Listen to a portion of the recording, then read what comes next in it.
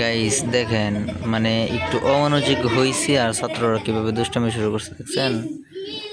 মানে একটু একটু ওদিকে তাকাইতে পারি না, তাকানো মানে একটু যদি দেরি হয়ে যায় তাহলে তারা দুষ্টামি শুরু করে দেয়, বুঝছেন। মানে বলে না যে মাদ্রাসা ছাত্রদের পিছনে দুষ্ট শয়তান লেগে থাকে সবসময়, ঠিক আছে। এটা তো মনে হয় তোর প্রমাণ এটা। মানে যদি একটু এদিক সেদিক যায় আর বাহিরে যদি চলে যায় তাহলে তো মানে কাম সারছে, দৌড়বো উঠবো মানে দৌড়াদৌড়ি করে আর কি, বুঝছেন। এই যে এই আমার ছাত্রের অবস্থা, মানে খালি দুষ্টামি করে, না পারি মারতে, না পারি শাসন করতে, না কিছু করতে পারি।